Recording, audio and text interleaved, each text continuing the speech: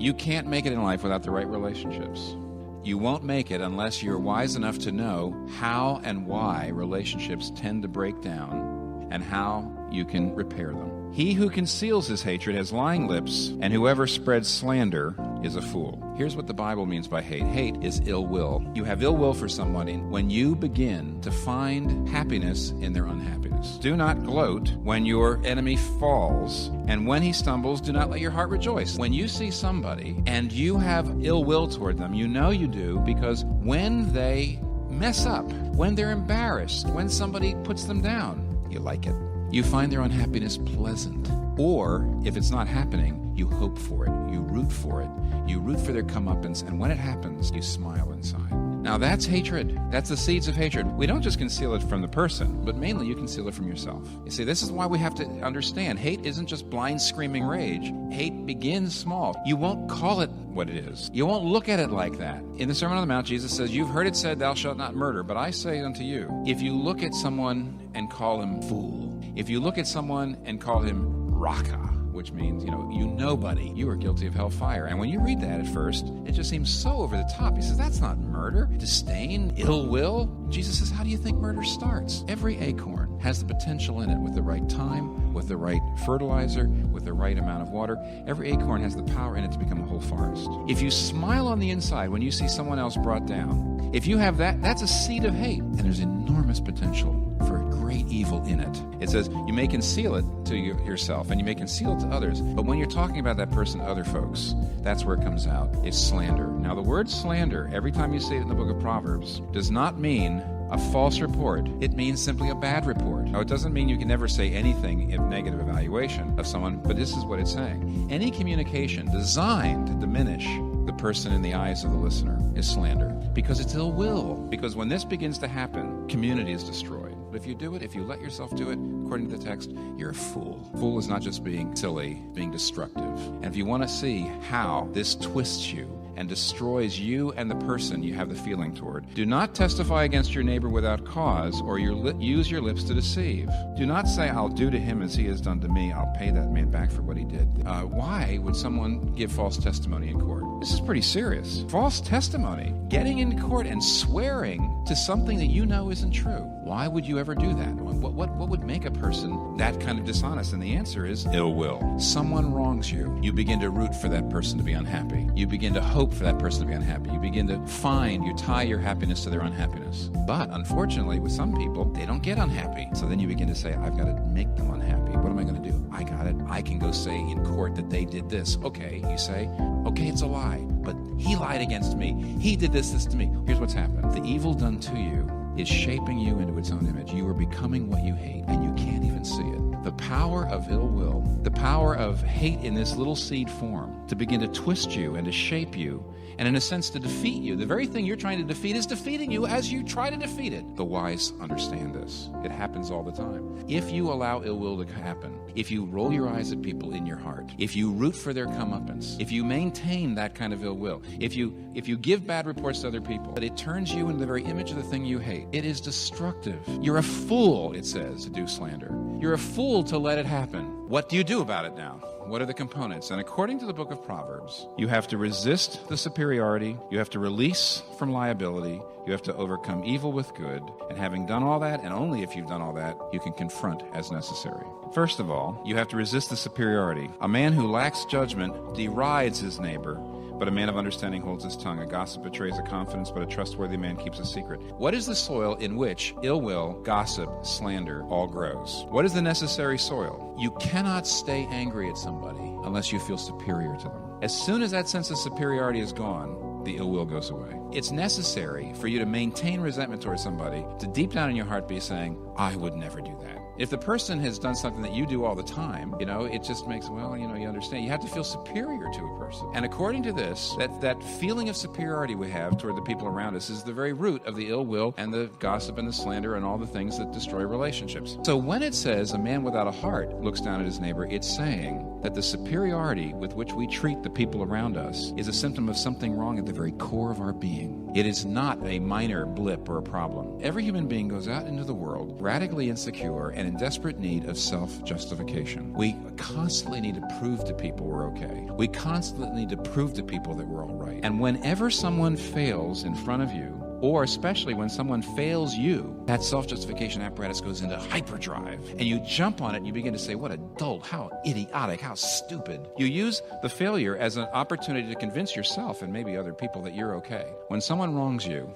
this is immediately what the self-justification apparatus of your heart does. It takes the one thing that person's done against you and you begin to look at them completely in terms of what they've done to you. If they've lied to you, then you think of them as nothing but a liar. Now, if you lie, it's different. You're complex. Because the Bible says you desperately are trying to convince yourself that you're okay. And you do it on the backs of anyone who fails near you, or especially when they fail you. But when you begin to do that, this is what twists you. This is what destroys you and the other person. First of all, because you're doing that, because of that sense of superiority which you are now feeding with what the person's done, you have a distorted view of yourself. You begin to exaggerate your righteousness. You begin to exaggerate your goodness. So you're out of touch with who you are. Secondly, you begin to exaggerate the person's sins. So you're out of touch with who they are. But thirdly, you usually begin to exaggerate the sins and flaws of the person, the group to whom that person belongs. How do you think racism works? Somebody of a particular race wrongs you, you begin to say they're all like that. Racism isn't just a lack of education, but it comes from this desperate self-justification, this desperate need to prove that you're okay. So we have to find anybody who doesn't have our exact qualities.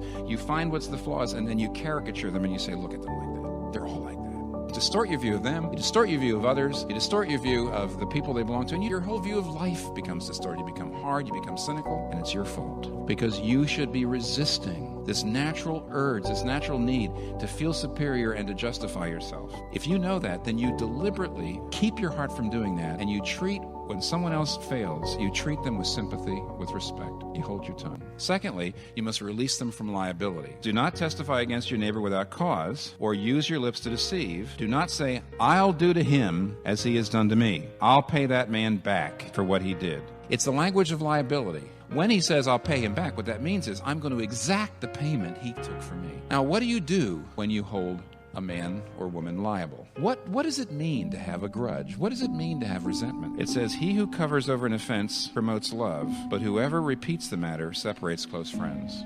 Better is open rebuke than hidden love. Wounds from a friend can be trusted, but an enemy multiplies kisses. What it's saying is, it's the most unloving thing possible to let someone just go on doing the wrong thing. It's the most unloving thing possible. This is a perfect example of what it means to have a grudge. Here's how you know you've got one. You dwell on what was done. First of all, you tell yourself over and over, that person did that to me. You think about it. You indulge the memory. You're repeating it to yourself. And as a result, you have ill will. You're rooting for their comeuppance. You're rooting for something to go wrong with them. So you repeat it to yourself. As a result, you repeat it to other people. And you tell people, under the guise of warning them, you slander them. And you also repeat it to them. You don't let them forget it. You bring up the past. You're harsh. You're unkind. You tell them off. What does it mean to cover a sin? It means to stop repeating it. And you know why you're repeating it? You're exacting the cost. You're making them pay the debt. That's why you're repeating it to others. That's why you're repeating it to yourself. That's why you're repeating it to them. And when you see things go wrong in their lives, you feel better. Why? That sense of debt is going down. You feel that they don't owe you as much. So now what does it mean to cover an offense? It's the opposite of dwelling on it and repeating on it and exacting the cost. Here's how to forgive somebody. So you don't feel forgiving first. You have to act out forgiveness first. And if you do forgiveness, eventually you'll feel forgiveness. So don't repeat it. Make a promise not to bring the matter up to the person who did it to you, not to bring it up and up again to the other people around you, and thirdly, not to keep bringing it up and up and up again to yourself, because now you're paying the cost.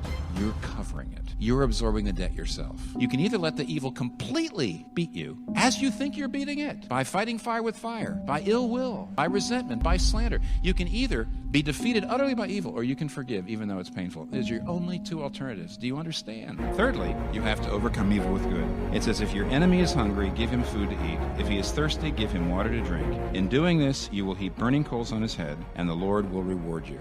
Most of us, when you hear what the Bible says, don't have ill will. And you say, I'm not going to hate them. I'm not going to have ill will toward them. But I just don't care about them. I don't want to see them. I don't want anything to do with them. You still have ill will. When someone says, I just feel very sorry for you. What is that? What do you think that is? What we're being told here is there's no escape from ill will and the twisting and destructive effects of it unless you begin to learn to positively will their good. Their character flaw has hurt you. But don't you know that their character flaw is going to hurt them more? If they're a cranky person or an angry person or an exploitative person and you've been hurt by it, okay, you've been hurt by it. and you're not going to let them do it anymore, and on you're going to go. They're going to be more hurt by it for the rest of their life than you are going to be hurt by it. Can you feel that? Can you hurt more for them than you were hurt by them? Until you can, you're not free from the evil that they have done to you and that's now in you and that's twisting you. It's not enough to not respond to evil with evil. You must overcome evil with good. If you've overcome evil with evil, if you've dealt with the superiority, if you release from the liability, you're absorbing the debt yourself, then and only then can you begin to confront them. It says, better is open rebuke than hidden love. Wounds from a friend can be trusted, but an enemy multiplies kisses. As we said, it is absolutely unloving to let somebody who is doing wrongs to you and doing wrongs to other people, just let them go. It's not loving to the rest of the world who's going to be hurt by them. It's not loving to the person, and therefore you must challenge them. You must confront in love. But here's what you must see now. Only if you've done the inner forgiveness will the challenge work. If you don't forgive, you'll never get justice. Because if you don't get rid of the inner ill will, when you finally go and talk to them, they're going to tell that you're not trying to help them, but you're just trying to punish them. And they're not going to listen to a thing. If you don't forgive, you either be so angry you don't confront them, or when you do confront them, it'll just make both of you worse. But when you see, according to Galatians chapter 6, verse 1, a person caught in a trespass doing the same thing over and over again, for their sake and for the community's sake and for the rest of the world's sake, you need to speak to them. You need to confront them, but only when you've done the first three. Chapter 24, 17 and 18. Do not gloat when your enemy falls. When he stumbles, do not let your heart rejoice, or the Lord will see and disapprove and turn his wrath away from him. It's saying this, that when you hate somebody for the sin they've perpetrated against you, God is as angry at your hate as he is, and he is, at the original perpetration. In a sense, you're distracting God from the perpetrator because your resentment is every bit as bad. You know what's so bad? When you have a grudge, you're putting yourself in the place of God. You're a servant acting as a Lord. And when you, a servant, put yourself in the place of Lord, that's going to be a disaster. And every time you decide, I'm going to keep a grudge against somebody, that's what you're doing. When you look at somebody and say, in your heart, I wish that person would come down. I wish this would happen to that person. How do you know what this person deserves? Do you know everything that's ever happened to them in their lives? Do you know what their childhood was like? How do you know? Only the Lord knows what the person deserves, and only the Lord has the right to give the person what he or she deserves. And when you stay angry at somebody, that is a horrible evil. Why? It's a servant acting as a Lord, and it's going to ruin you and the people around you. Well, what's the solution? Isaiah chapter 53, he was pierced for our transgressions, he was crushed for our iniquities. The punishment, the wrath that brought us peace was upon him, and by his wounds we are healed. We all like sheep have gone astray, each of us has turned to his own way, and the Lord has laid on him the iniquity of us all. The only thing that will stop servants from acting as lords is to behold the absolute beauty of the Lord who became a servant, voluntarily taking the vengeance we deserved. Look at Jesus. And when you see the Lord acting as a servant voluntarily for our sake, then we servants will stop acting as lords. And if you resent the pain it takes to forgive someone, the cost that you have to bear, look at him bearing that cost for you.